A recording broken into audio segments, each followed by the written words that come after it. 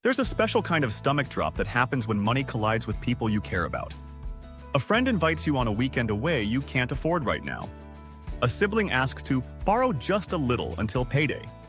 A group dinner spirals into a price point no one meant to agree to. And suddenly, the bill lands like a meteor. Most of us know what we should do with our budgets. The part that unravels is what we say in the moment. Boundaries aren't a spreadsheet problem. They're a conversation problem. The fix is gentler than you think. You don't need a new app or a masterclass in negotiation. You need a couple of sentences you can reach for without panic, plus a few tiny habits that keep you from getting cornered in the first place. Think less money armor, more money manners.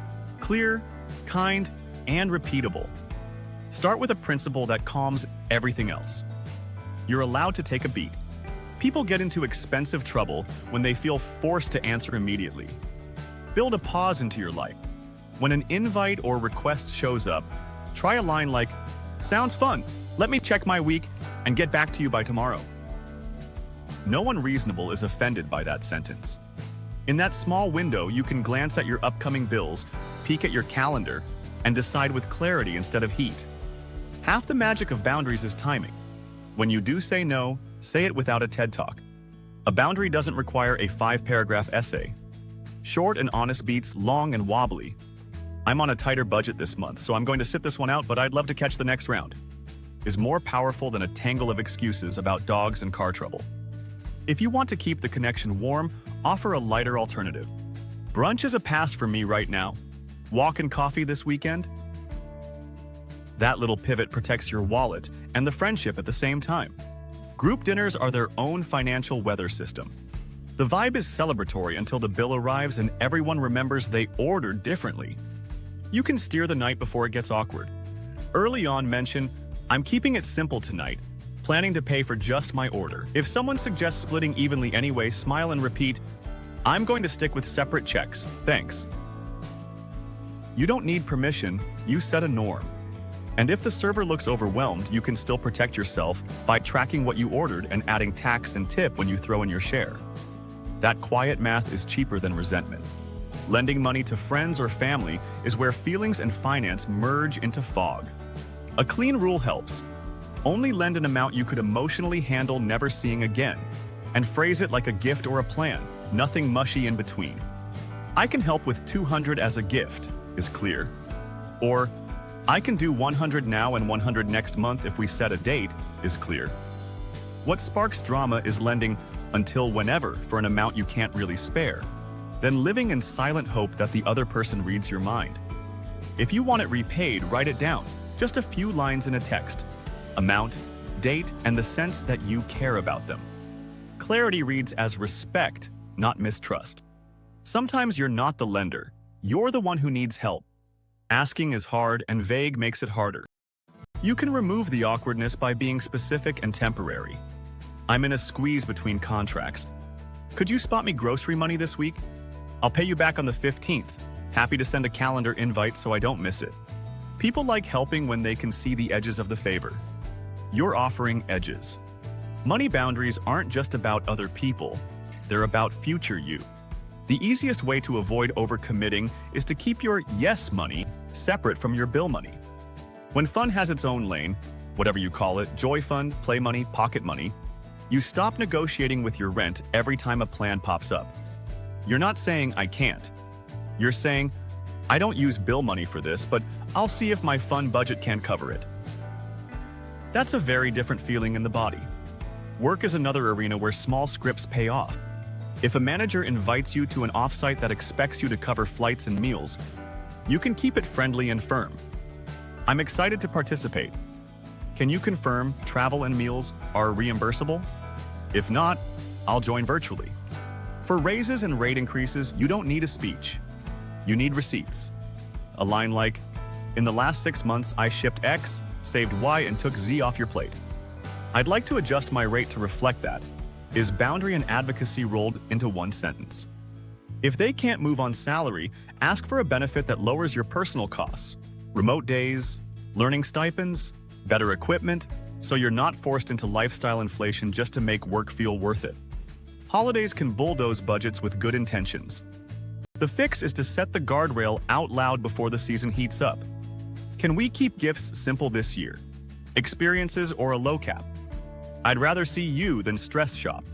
Most people are relieved you said it first. If your circle loves extravagant exchanges, offer a new tradition rather than a lecture. Secret Santa, potluck dinners, matching pajamas, and a shared recipe.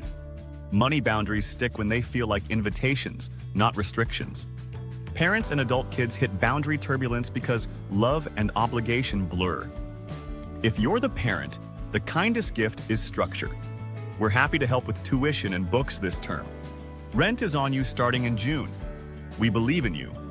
That message hands over responsibility with support, not surprise. If you're the adult kid, be honest about timing and capacity.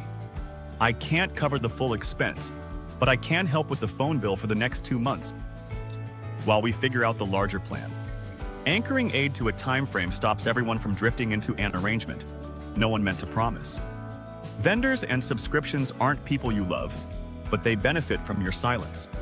Push back kindly, and you'll be shocked how often the number melts. I'd like to stay, but the current price doesn't fit. Is there a loyalty or retention rate? Is a boundary disguised as a question?